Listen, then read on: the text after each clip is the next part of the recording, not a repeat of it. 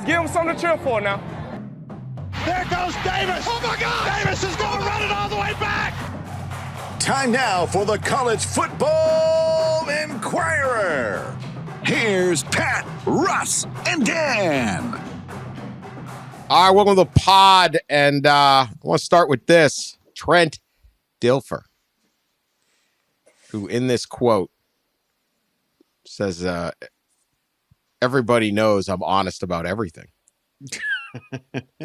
Truth teller. UAB head coach Trent Dilfer, you know him from winning a Super Bowl, longtime NFL quarterback. He was on ESPN, very colorful analyst on ESPN. I don't know what happened there. It seemed like he would have had a big career there, but then he got into coaching quarterbacks and he became a high school coach. Now he's a UAB coach. And I've always enjoyed listening to Trent Dilfer, whether I agree or not. And this is a pretty interesting quote. So I guess he was asked, how much NIL money does UAB need to compete in the AAC? And this is his full quote. Here's why I won't use a number. I think everyone knows I'm honest about everything. I did not know that, but I do now. It's good to know. I'll say what everyone else is thinking. You always know that's going to get good. I don't have a filter, man. Well, maybe. No, this is not bad. But on this one, I don't know if we know in our hearts, because when it comes down to retention, because that's really what you want to use it for, is retention. Who are you competing against? I'm not competing against Tulane and UT San Antonio for retention. I'm competing against Georgia, Alabama, Ole Miss, Arkansas, Tennessee, North Carolina, Clemson, South Carolina. Right. That's who I am competing against. So basically, schools coming in and getting his good players to transfer. How can I say if they can offer $400,000, do I need to offer $50,000? Right? So do you even try to retain that player? If you develop a player and he's good enough to make that type of money at a program that would be perceived up from us, economically for sure, well, as a player-centric coach, isn't it my job to encourage him to take the money if he doesn't hurt his chances at making generational wealth at the next level? And there lies the kicker. Not the position, just the point. So basically what truth teller Trent Dilfer is saying is, this is reality. Come to UAB, and if you develop into something and Ole Miss comes and says, we're going to offer you a couple $100,000 in NIL money if you transfer, stop complaining about it. Stop trying to match it. Put your resources maybe into something else. Maybe don't even really do a whole lot of NIL at that level. Make it some other way positive for kids to stay, and say, congratulations, man. Go make some money, and I hope you make the league. Thoughts on this, Pat? I'll hold my thoughts. Yeah, I think it's probably a fairly honest appraisal of the way the landscape does and probably will work going forward if you're UAB. I mean, it doesn't have to be, and I think you can certainly make a point to a player that's kind of almost embedded in what Dilfer is saying here, that yeah, you could go get more money at an SEC school. There's also players that go from the AAC to the NFL. That's where the generational wealth is. That $200,000 in the SEC, while very nice to have, certainly, doesn't necessarily mean you're set for life. And if you feel like you can develop just as well and get more playing time and more exposure at a UAB, you could maybe do that. But I thought, in general, it was just a pretty clear-eyed look at where UAB sits in the evolutionary scale of creating, not creating, in terms of just where you are in terms of marketability and profitability for players. Yeah, it's we haven't. I don't think I've seen a coach say exactly what he said, like putting it like you don't see coaches want to obviously lose their players and their best players. But he's kind of saying like, hey, if my best player is getting offered all this money, who am I to try to convince him to stay and take less money? Because he could earn all this, hundreds of thousands of dollars, and I'm giving him tens of thousands. It's interesting. Again, had not heard anybody really put it that way, but it's a really, it's a pretty honest take. I don't think there's a lot of Group of Five coaches that are going to go that direction. I think they're going to try to keep their best players as much as they can. But it's an interesting point. Should you try to keep your best players so they can make all this money elsewhere? And this is going on. It's been going on for close to 2 years now. Certainly, it's ramped up over the last years. Every school has got an NIL collective. Is these Group of Five's best players are getting outbid. I was just talking to a Group of Five school collective CEO in Florida, and it was a run. I think they were trying to keep their star running back or something this past off season. And they were just trying to get him $100,000 for the whole year, which for a Group of Five school is quite a bit. I mean, that's a lot of. We don't see that going to one player, but they were trying to get there. They hadn't gotten there yet, and an SEC school in December or January swooped in and just immediately was able to offer $250,000, and that was it. He left. So it's happening quite a bit, and it's a really interesting take by Trent of, hey, we shouldn't be mad. We shouldn't try to keep that player if we can't offer near as much. It's interesting. So a couple things, like in some ways, this is similar to the John Calipari approach to talent. And for a lot of years, you had these basketball coaches that were like, don't even talk to me about NBA. You're not ready for the NBA, and try not to even mention NBA. You're going to be here 2, 3, 4 years. And Calipari would go into there and talk to these kids when he's recruiting them as juniors and say, you're coming here for 1 year and you're out. He famously, was it DeJuan Wagner that he tore up the scholarship in front of Pat when he's at Memphis, or was that a different player? I can't remember. I think that was DeJuan Wagner. He might have pulled that ploy with more than one of them. He probably pulled. It's Calipari. He probably had to stunt, but he tore up the scholarship. Said you're not coming back. Yeah, I don't even think it was Wagner. I think it was somebody. It was another good guard he had there. Maybe Wagner. Whatever. And guess whose son he's getting? Yeah. DeJuan Wagner's son is coming next year as the number one. And so he basically was like, I'm going to be a springboard going forward. And in turn, all these guys who said, hey, I like that, said, cool. So it's almost like he's zigging a little bit where he's zagging. Now, if you sit there and say, hey, man, part of the appeal coming to UAB is you're going to be the 23rd kid in a 25 recruiting class at Ole Miss. Come here. Play for me for a year or two, and then they're going to come in and all of a sudden you're going to make more money than you would have made or something like that.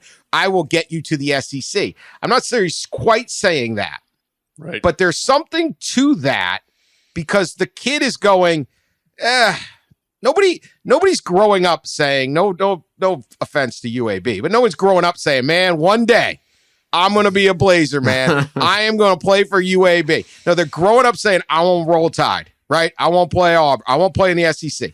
And that's what you want out of a kid. And so they're thinking it. I want to go here, but it's going to be for a year or two. Maybe I can pop. And acknowledge it and go with it the way Calipari was. Like, these kids weren't coming to Kentucky because they love the big blue and they want to, all that stuff. Yeah, it's part of it. It's great. And you can have all that, but it's like, I'm here to get you to the league, man. You're Anthony Davis. You're John Wall. You're DeMarcus Cousins. You're whatever. Jamal Murray. Look at the finals, right?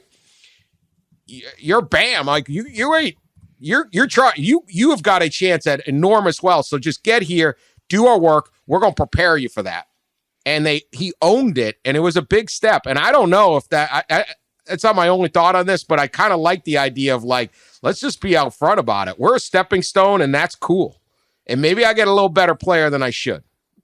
Yeah, no, I mean, I think it is it's leaning into what your reality is and seeing how you can turn that to your advantage, which is, again, that's what Calipari kind of mastered there at Kentucky with selling you. We are going to progress your career. Whether that progression means you're going from UAB to the NFL or UAB to the SEC to the NFL.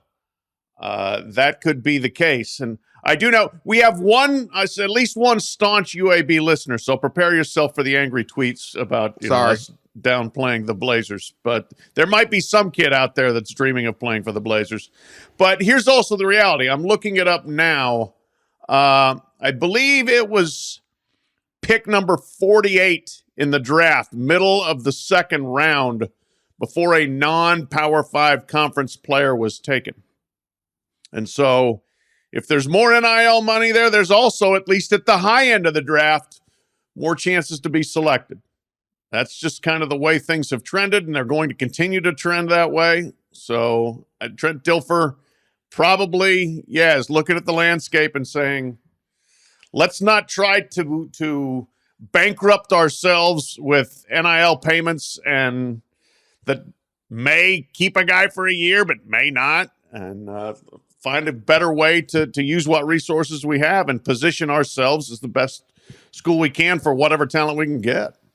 The problem with this approach, kind of like the approach of, well, we'll develop kids and they'll be able to go on and play at the Power 5 and SEC levels, is that you compete against these schools for, in the same division, not in the same conference, obviously, not even in a way at the same level, but you're all like FBS teams competing for a spot in the playoff. It would be different, if the Group of 5 had their own playoff or their own championship, when you would have two separate groups. But I think a lot of Group of 5 coaches would say, wait, we're not supposed to be developing these players to one day compete against them. But again, it would be different if, the G5 had its own playoff and we're competing separately. But I don't know. I mean, I think I can just hear a lot of the G5 coaches now saying, wait, I don't want to play my former player at this school. I don't want to help this school that I'm competing for, even though maybe realistically, right, they're not necessarily competing with a lot of these schools, but they are in the same FBS and are in a race to make the playoff. Well, absolutely, and you could be playing your former player. I just wonder if, like, you're hitting up your boosters and saying, well, you're not because it's illegal, but whatever, it's all there. Look, man, we need a pool of, how much money do you need, right? So that's basically what he's saying. How much money do you need to keep these kids? And instead of taking and saying, I need $500,000 and I can keep my guys, maybe, and you can still get outbid. Or whatever. You take that $500,000 and put it more into something else, more development guys, more workout. Like what am I doing to take a young player? Just acknowledging the reality of we can't win this fight, right? That's what Calipari. I can't beat the NBA. Like we can't have a NIL versus NBA. You can when you're like Hunter Dickinson, but you can't when you're dealing with, the I don't even know who's Brandon Miller, right? Can't be like, hey, Brandon, here at Alabama, we can get you another $500,000 if you come back. That's great, man. I'm gone. I'm gonna make $500 million in the NBA. So you go, hey, good for you. And they've all kind of embraced that. Obviously, the issue here still remains the transfer rules, the no penalty transfer rule, because what kept kids at places and where you could say you're going to get to the NFL quicker, or you should stay, was you had to sit out a year. And once they got rid of that, that's a bigger problem than NIL. That transfer rule change is always the number one issue with these bidding wars. Because even if you are offering money, he said you don't get to play next year at Ole Miss. Come from UAB to Ole Miss, but you don't get to play. First off, I don't know how many dollars Ole Miss is going to pay a kid who's not playing. when they could reroute that to like a new recruit or something. And B, like, is it worth it to have to sit out that year? So as long as they have this very forgiving transfer rule, this is a bigger issue to me than the bidding. But they have it. This is where we're at. Now there's this flip side. So you spend your time being like, look, we can come here. You're going to get playing time. Come here. Things are working. Don't leave. Right. I did a story on a guy named Colby Swordsaw, I think. Colby Swordsaw. He's at William and Mary. And 6'6", 300-pound guy. He finishes 4 years at William and Mary. Mike London's the coach down there, former Virginia coach. They usually have a good program, but they were trying to rebuild it. He's a big offensive lineman. If he had wanted to enter the portal, everyone would have been after him, right? You're always looking for big guys. And his friend, he's just like a loyal guy. And he's just like, look, these guys gave me a chance. I was a no-star recruit. I came in with these guys, and we wanted to win the FCS national championship. And they thought they were on the verge. So he's just like, I'm staying. And so even though he could have immediately gone Power 5 and probably commanded hundreds of thousands of dollars, he stayed at William Mary for nothing and just did his thing. And he ends up drafted, like, I think it was like 150th overall by the Lions. And he said in the draft process, every single team asked him the same question. Why did you stay at William and Mary? And he said, because exactly that. I wanted to win a championship. These guys were loyal. And he's like, the coaches and I think the Lions coach, Dan Campbell's like, we love it. I mean, like, oh my God, dream answer, right?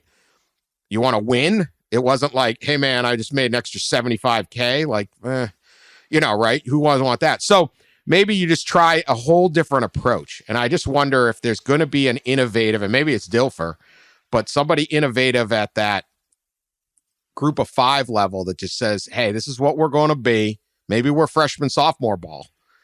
And maybe we try to make it so fun here or so something else that you don't want to leave.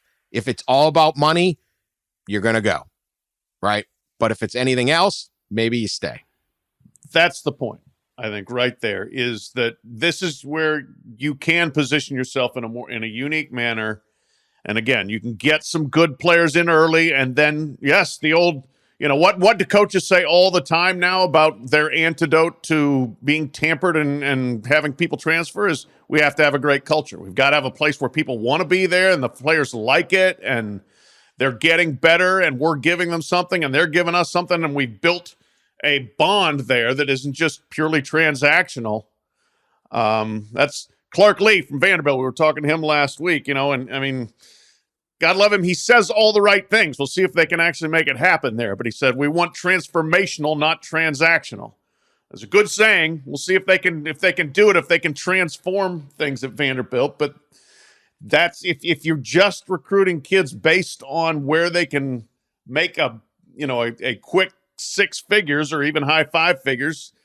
If you are at the group of 5 level, you are at a permanent disadvantage. So you got to have something else to sell there. And that's it. Development and culture probably are your best things you can offer.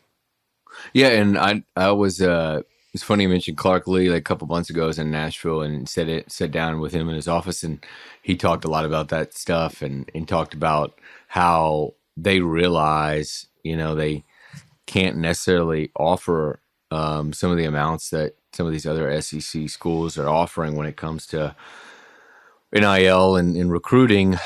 So they're targeting other players who, want more, appreciate more of the, say, academics at Vanderbilt and the school and all that. And so they're kind of not even wasting their time with this other group, which is an interesting approach, an approach probably happening at a lot of places, whether you want to believe him or not. Dabo Swinney talks about some of the same things about targeting the players who don't want to come for transactional purposes. So it's it's been since NIL started. I remember the one big thing. There are several big things, but a lot of things coaches talked about was what this was going to do to the locker room kind of thing, right? It's like this fear of the locker room falling apart. And you've heard rumors in some teams of that happening, and there's some dysfunction and animosity in the locker room. But I don't. You kind of have heard coaches also talk about how if it is just about, and Clark Lee talked about this, if it is just about the money, then when things do get difficult, they're gonna probably leave. You're gonna lose that player. So I don't know. I think we probably have seen some of that. So I just refuse to believe there's trouble in the locker room. I mean, maybe there's a little jealousy, but we're watching the baseball, softball, lacrosse, all the spring sports right now. There's only 11.7 scholarships for a baseball and a softball team. There's 30 girls, guys, and women on the team. Yeah. So everybody on the team is getting different money. Yeah. The star might have a full ride, and 7 guys might be getting nothing. And college baseball and softball, if there's anything you see, it's insane, like loyalty, right? They have fun. It's all this. Every business in America, somebody's making more than the other person. Every office, including these, Pat, you had 3 college athletes, right? Swimming. Not everyone's getting a full boat. Oh, not at all. No, we've talked about that on the pod where, there's absolutely wildly differences in in scholarship amounts. And there was no problem in the teams that I had any experience being around with people grumbling about, oh, that guy's making more money than I am, or more scholarship, blah, blah, blah, blah, blah, or that girl is. I've said on the past, I don't know whether the swimmers knew. The parents probably had a pretty good idea and might have been keeping score a little bit in the stands, but the swimmers, I'm not sure how much they knew, and I really didn't think they cared at all. And I would imagine that's the same with baseball and softball and many other places.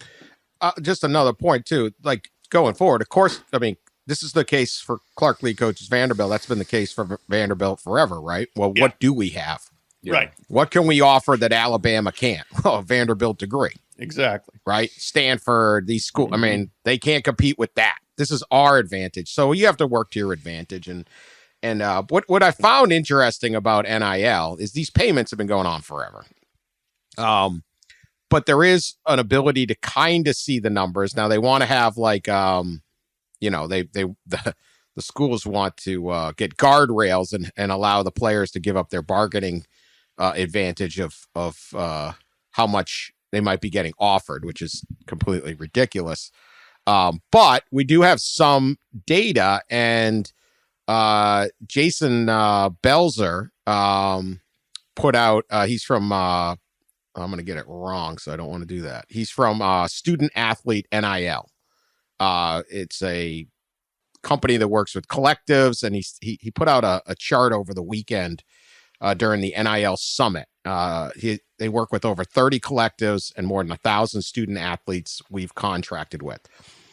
The 2023-24 college football NIL compensation averages, okay? Power 5 football player. A starter, the average at a Power 5 football player, $45,000 they'll make. 2 deep, $25,000, bench, $15,000. That's the top half of Power 5. So this is your contenders. That's the average, $45,000. Right. Obviously, that includes like a Bryce. Well, I mean, we're not a Bryce Young this year. I guess this is going forward. But someone's got a national campaign, right? He was in the Dr. Pepper, stuff like that, or whatever.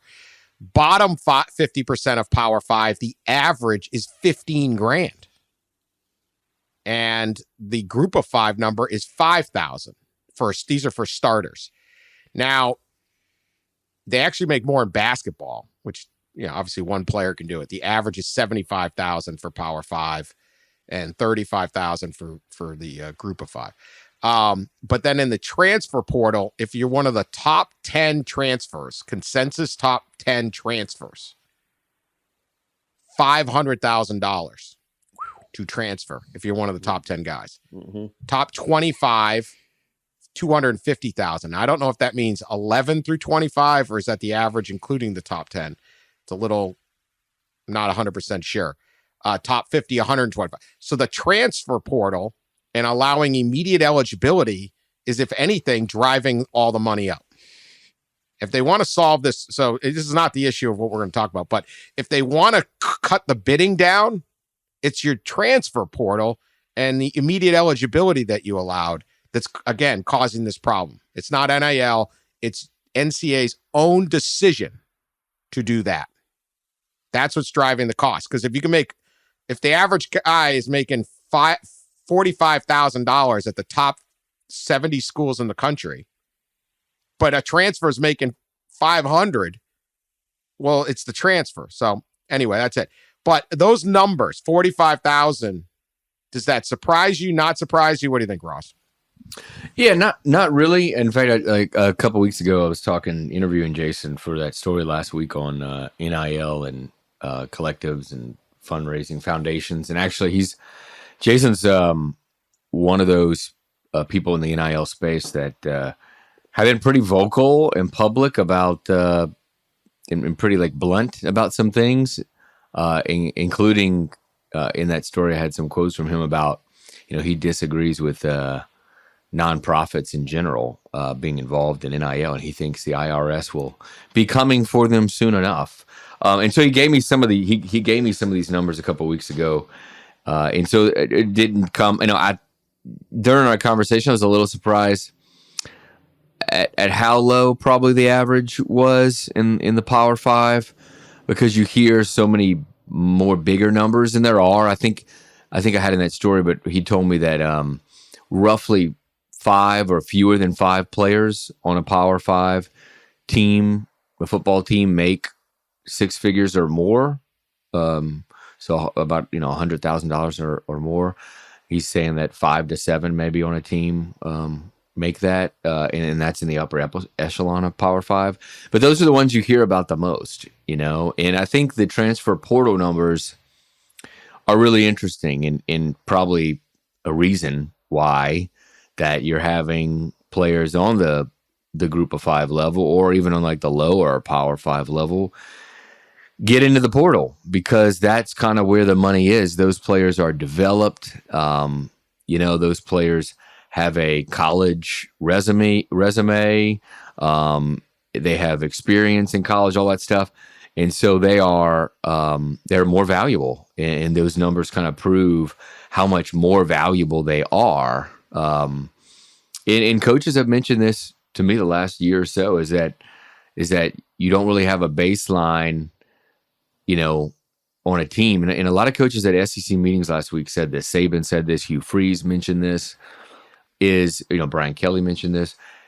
Can everybody just get paid equal on the team? That's what they want. They want everybody to get paid equal on the team. And these numbers show, I guess their concern, right, is because you bring in a transfer, right, is he might be making 5 times of what your veteran offensive lineman, two-year starting offensive lineman or something makes, because he was in the portal and there was a bidding war for him.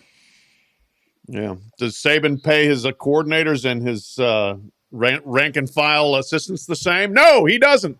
But of course they want the same money for everybody. Yeah. It's capitalism for us, but not for the players. No.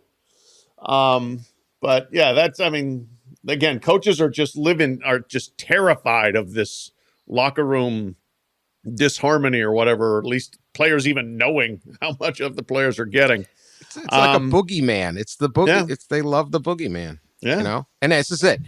Is this stat 45,000 average is going to get the same hype as so-and-so? Someone came in and offered $5 million for my, right. That's what you hear when you're out talking to people. Like, I hear they're paying guys $5 million to transfer. It's like, the kids are making 45 G's.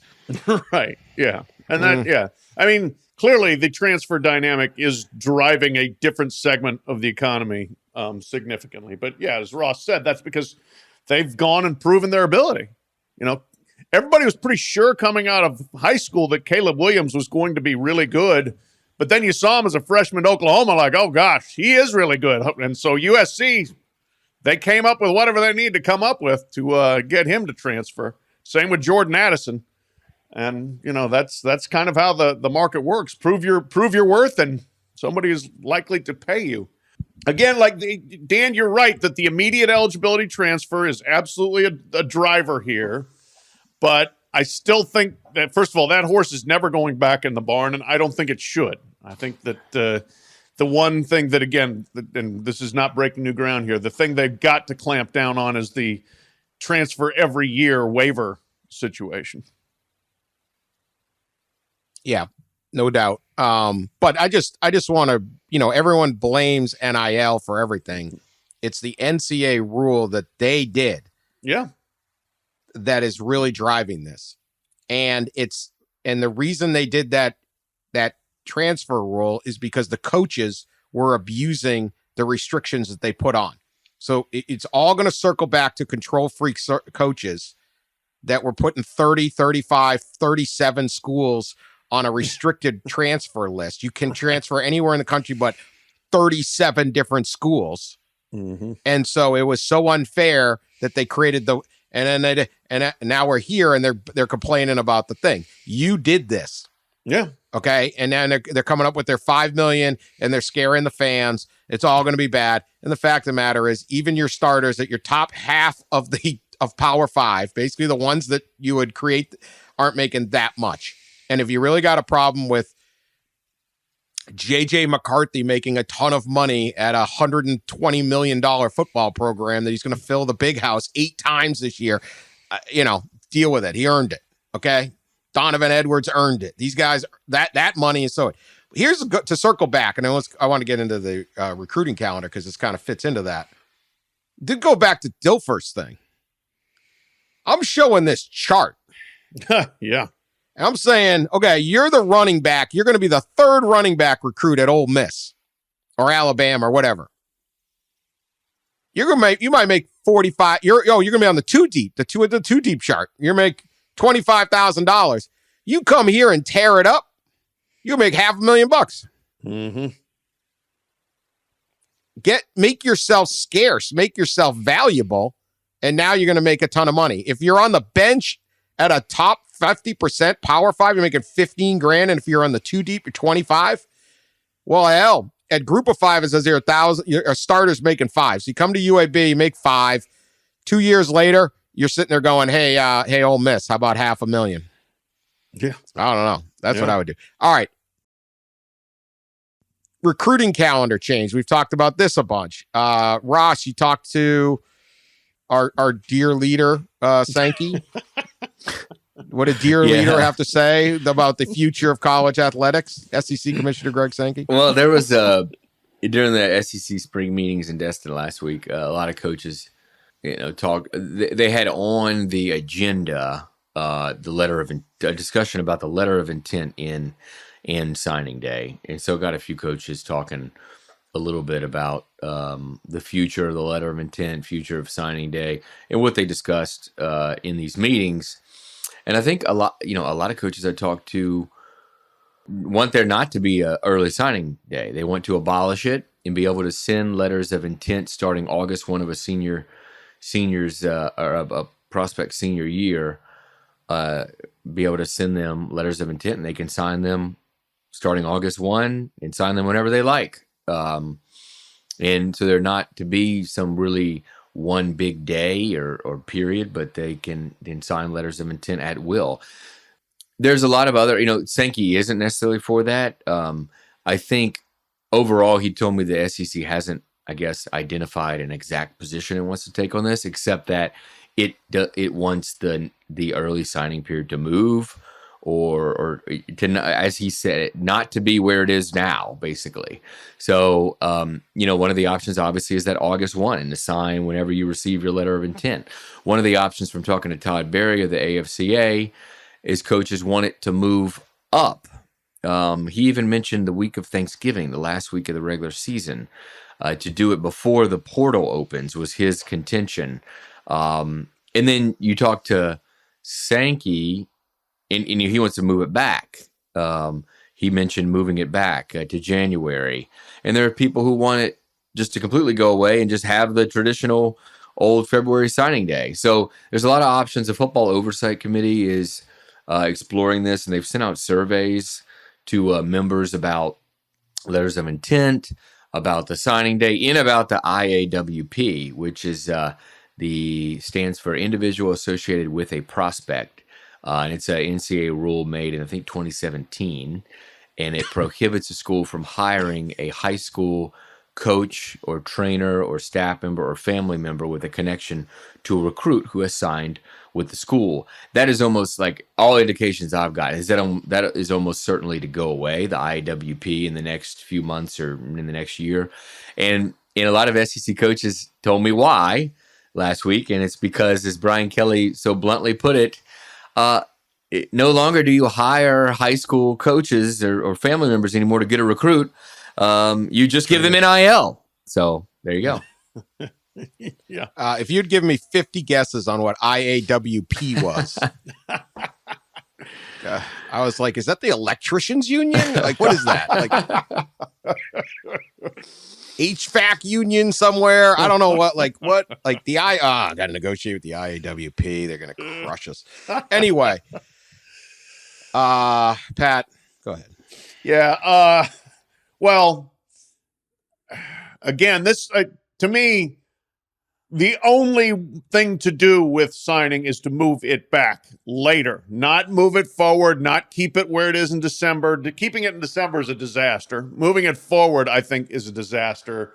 If you want to open it up and just have kids say they can sign whenever they want to, I would maybe be open to considering that, but I do think that just ratchets up the pressure that schools will put on players to sign. Well, if you're ready now, so you got to sign now. Got to do it. You don't need to see these other schools. Why would you visit them? You just said you loved it here.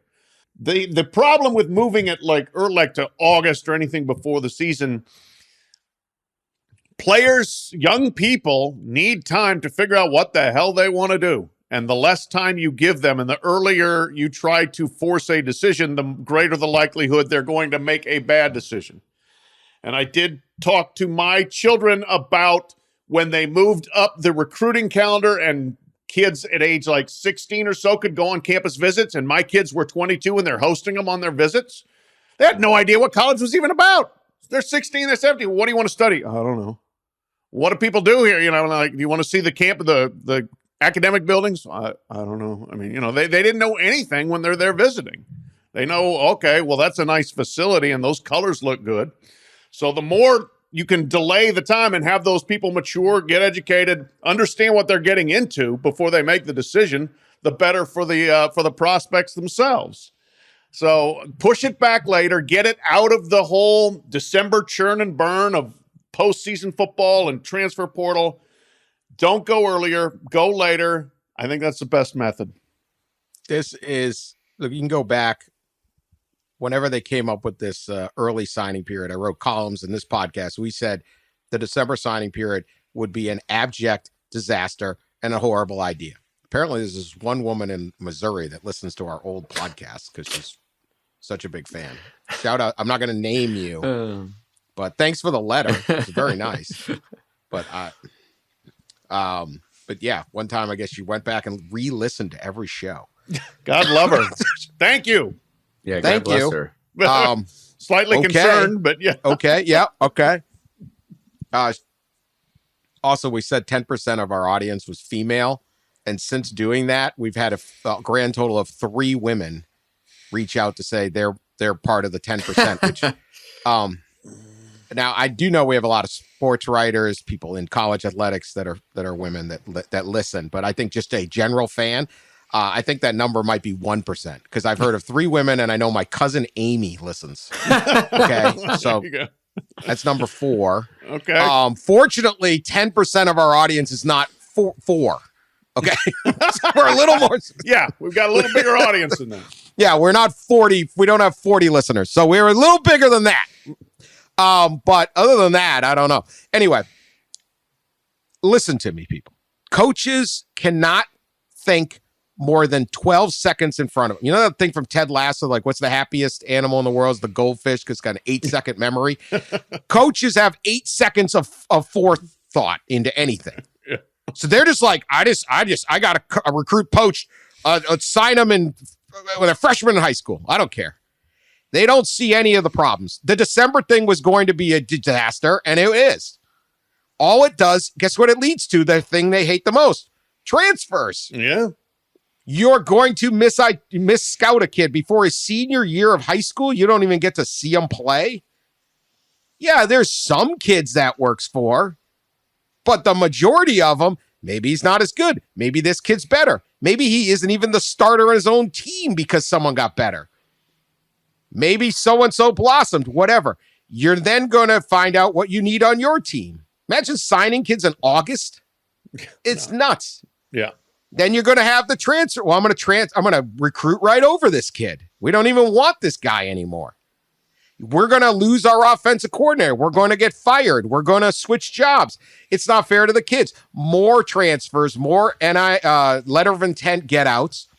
Put the thing in the middle of February. Turn it into a big day again to promote the sport. National Signing Day should be like Patriots Day Monday or something like that. Like a day like that. So, or, you want to do it at the schools. National Signing Day, bring it back into a big thing. Have your day. Let the players and their families have the most information possible on where they're going to go to school. They're going to be less likely. They're going to make better and more informed decisions. They're going to be less likely to transfer, which you all hate. You're going to have more information on who they are, what players you want, where they are academically, what kind of kid they are, because more of them are going to be 18. You're not just offering deals in the spring of their junior year. And other than the top 50 kids, you're going to have a better idea of your team, all of that, and it's going to be less transfers, less running people off. The early signing period is the single. It offers no value to anyone, but in the immediate moment, a coach can lock a kid in and then he doesn't have to think about recruiting him anymore because the kid is signed. But then you're going to have to, when half of them you send out the door, they transfer anyway. It is an immediate reward of instantaneous security that will not last. Anybody arguing for this thing is lost their marbles. Free advice. Get rid of it. You guys are dumbasses for sticking with this. Additional point there. First of all, for just in case Greg Sankey's leading, I don't think we're directly. Dan was directly comparing you to Kim Jong-il, the leader. Oh, I was. North Korea. I was. You were. Okay. Dictatorial madman. Okay. One of the adverse impacts too of early signing day, and Sankey actually mentioned this last week, is obviously coaching firings. And he mentioned, hey, you move it up to Thanksgiving or something like that, or the first week of December, and you're going to have even quicker triggers pulled in a way on these coaches, and you move it up to August, and you might see coaches going really early because now players will probably have an out in there to be able to, get out of the letter of intent they signed if there's a head coaching change. He was mentioning that you have to push it back in order to have less impact on the coaching cycle, which continues to get earlier and earlier, mostly because of the early signing period. We're not here to make the life easier for the $8 million a year head coach. I'm sorry. I'm for everybody else in this process. Go ahead, Pat. Yeah. No, and that one thing that would make it a little bit easier for us to get it out of December.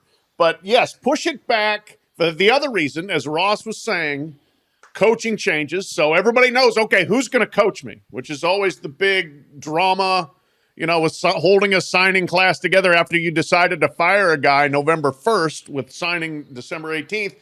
Secondly, the assistant coaching cycle has churned. So the guys that recruit you, how often do we see that? Oh, you committed December 18th. Well, that guy now, in mid-January, well, he's gone to another job. And the other thing that Sankey did bring up last week, too, there was a lot of coaching change to the NFL from colleges, assistant coaches. Your recruits, if you wait until February, have a better chance of knowing, or even if you wait longer, a much better chance of knowing what the assistant coaching staff looks like, who's going to coach your position. Did the guy that that recruited you, that tried so hard to build a bond with you, did he leave for the NFL? Did he leave for another college or not? So all that, the more of the hiring and firing cycle you could get in front of signing day, the better. Look at like Wisconsin, okay? 30 years, they ran the same offense, basically, right? Power running, things like that, whatever you want to call it. You never would have thought Paul Chris was going to lose his job. He does. They bring in Luke Fickell, who hires Phil Longo to be the offense coordinator, and this thing's going to be more of a spread. He's talking about balance, but it's a totally different offense. And so you sit there and go, I mean, if there was the one certainty in college football, it's I'm a big lineman or I'm a fullback. I'm signing with Wisconsin. You go, that's probably a good spot for you. And now it's like, oh yeah, it wouldn't be. But I signed in August. Yeah, right. Yeah. And nothing. So it's just a terrible idea. That thing was, and this is what they're going to do. My prediction is they'll listen, because Brian Kelly and Saban are these guys that just are going to argue that this will help them in the immediate, and they can't see the long term. And all these coaches, and they'll end up with an August signing day will be even worse than the December one, and cause more problems because no one will stand up. So he's like, well, what do the coaches think? The coaches are not really good at this. No. They fail to see the contingencies and the unintended consequences and everything else. Yeah, I don't know. Well, I hope they do it. And please bring back signing day. We need a real signing day. Yeah, it's much more fun. Yeah. Baseball playoffs, regionals. I don't know. I heard no stories from the UK dorms. So I don't know if anything. How were the fans down there at the dorms? I did hear the West Virginia players saying it was nice. Yeah. Some other players saying it was good. I'm sure they liked it. Biggest non-story ever. I did not make the trip to the Lexington. I figured it'd probably be best for me. Very disappointing. If I didn't hang out in a Kentucky dorm all weekend. Well, best long term. See, I think forward.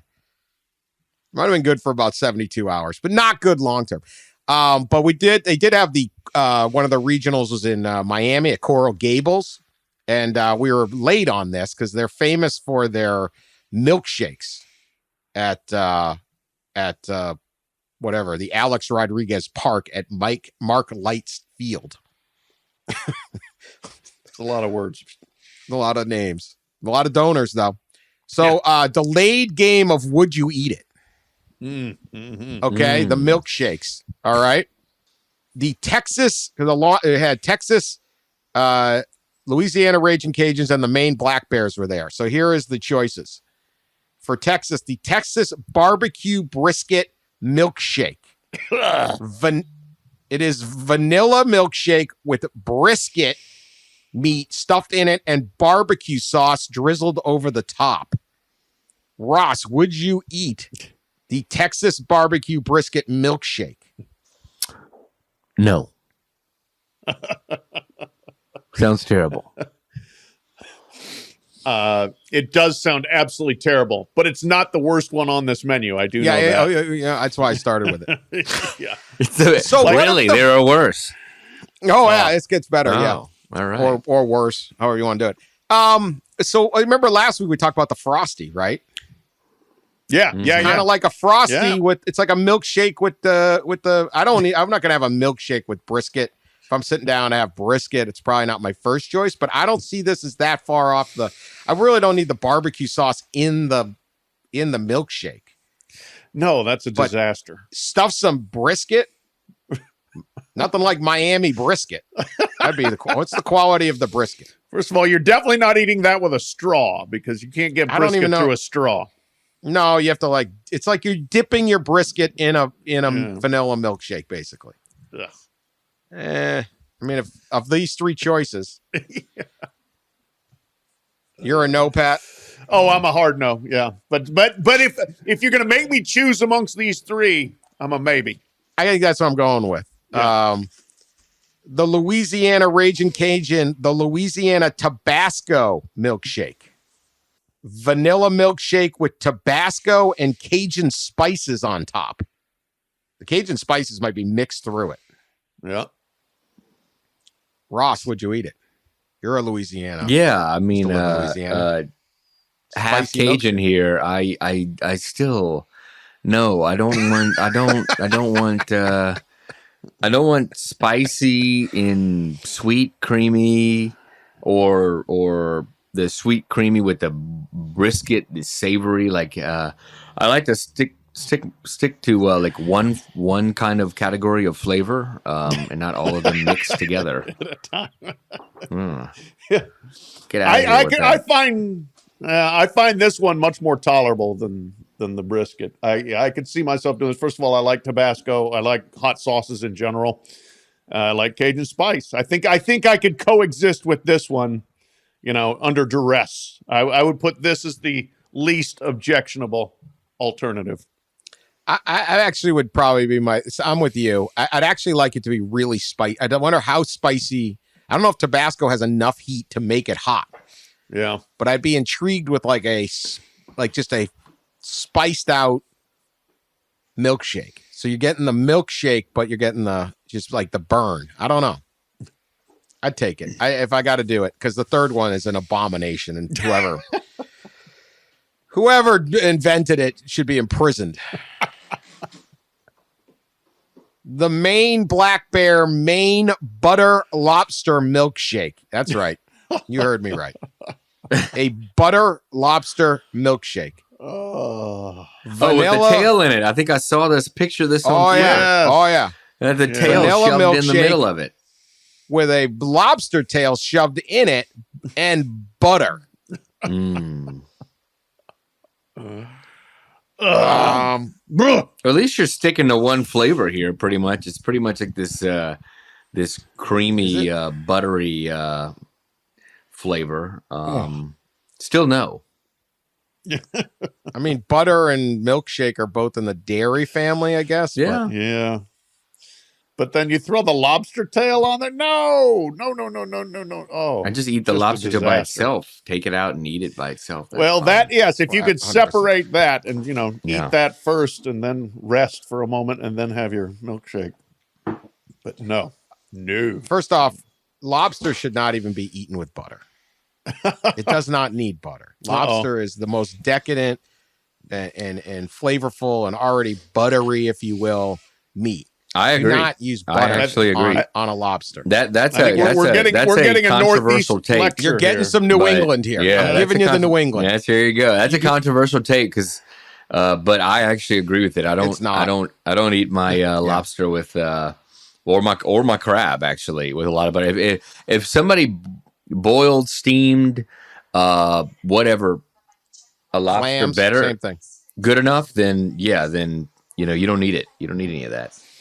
You could throw some butter in the salt in the water you're going to boil it in if you really need to, but you don't need it. You don't need the butter. The butter is for it's amateur hour when you're putting the butter on there.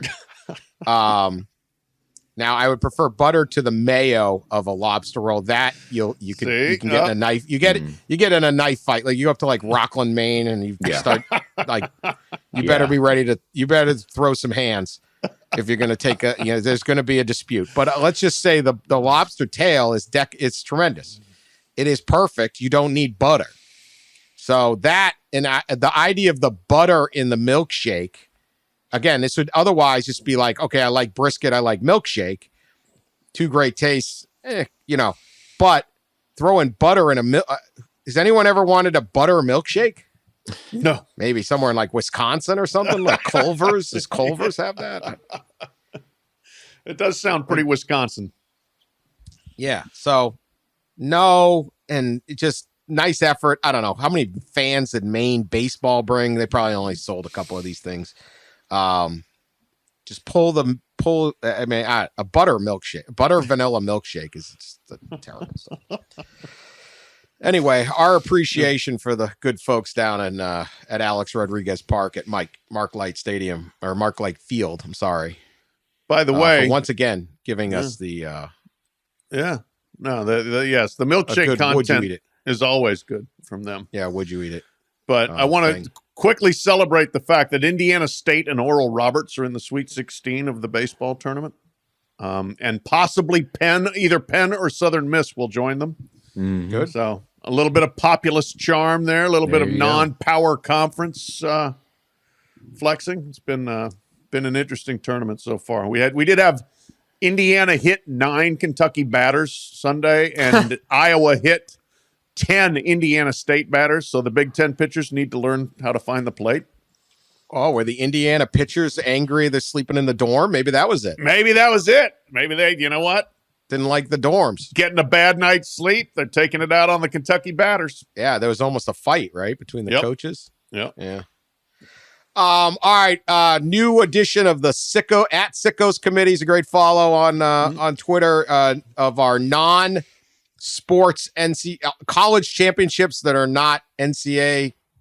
Some of these are athletics, some I don't know what, but college champions. We have more. People seem to like this. Oh yeah. I'm thinking maybe speed round. You guys guess who wins? Okay. We'll just make one guess each guy.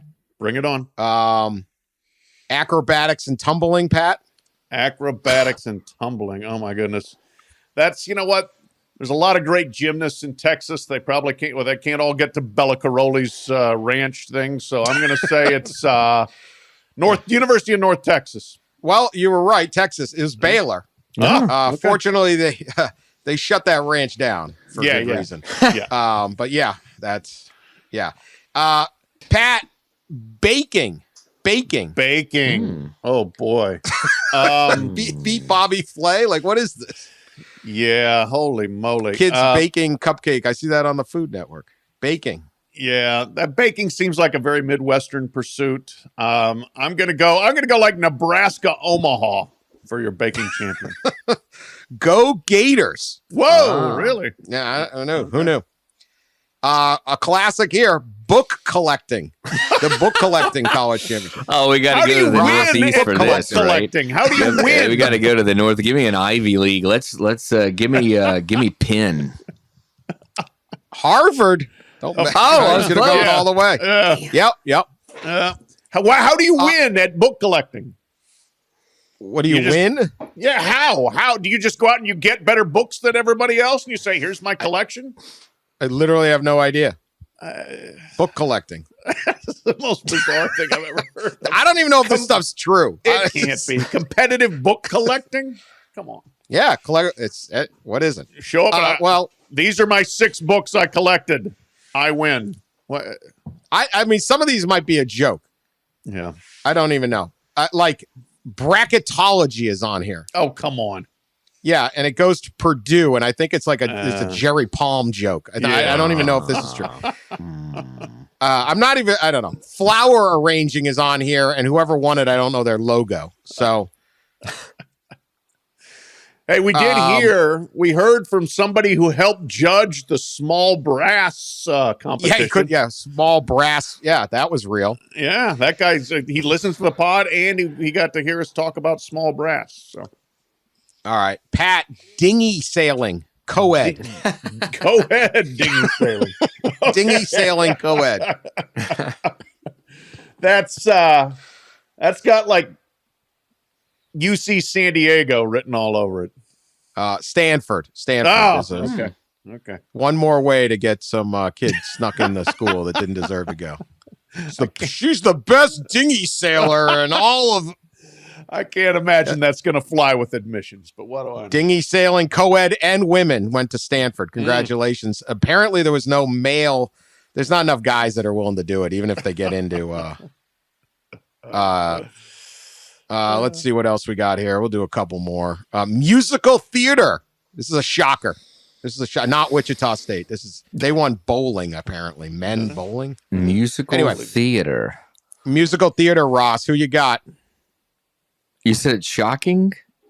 It's shocking. Because I would have me, guessed I'd have guessed like LA. I would guess out USC or something. Like, USC. Assuming or something it's no. It's what would be NYU shocking? Or, NYU. How about Wisconsin?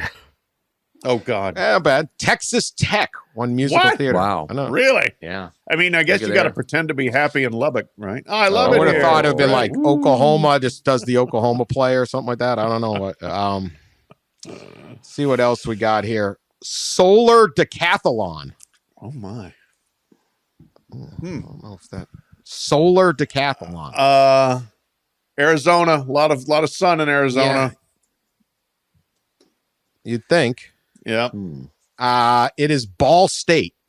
All right. Not a whole lot of sun. No. There, Congratulations to Ball State. That's Like, why they won it. That's it. They overcome. maximize the sun that they have, clearly. Gee. Let me see. We'll do one or two more. All right, here's a good one. Wind energy. Ooh. Got to be give me Nebraska. That's I'm going to K-State. say Very close. okay, yeah. I was going to say Purdue because they have 9 million giant windmills around West Lafayette. Yeah. Ranch horse team. Ranch horse team. Boy, that sounds very Texas Tech to me. Yeah. Nailed it. Texas Tech. Oh, There we wow. There we go. Yeah. Good job. Good job. And then I don't know. We'll finish up. We should end there. Ultimate Frisbee. You know Men what? and women, let which me- is let- actually a hell of a sport. It is. Yeah, it's a lot of fun. When I was in school, before Mississippi State won the baseball national championship a couple years ago, they had not won a team NCAA national championship, and the only national championship team-wise that State claimed was when I was in school. They won the Frisbee. What is it called? Ultimate Frisbee Championship. State did. Yeah. So Not I don't. disc golf. I feel like I would have heard that the Bulldogs won again, but give me a Southern team. Let's go with like Auburn. I need a West Coast or Western team. Give me CU Boulder. Sounds like a CU thing. Carolina Tar Heels. Okay. Carolina Tar Heels won it.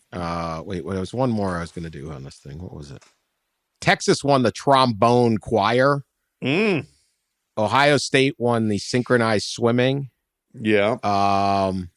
Final one, broom ball. Broom ball. Have you ever heard of that? The hell I've is heard that? of it, but I don't remember what it is. It's like You brooms go for out hockey on sticks? ice. Yeah, you go out on an ice rink in shoes, and you have brooms, and you hit a ball Oh, around. it's got to be like Minnesota or something. I'm going to go northeast and say like Bowdoin. Good guess. Miami, Ohio, I believe is this logo. Okay. So, Miami, Ohio, broom ball champs. Maction. Max. Get the Maction on broom ball. Yeah, it's quite a sport. All right, that's our show. Not bad. We did all right.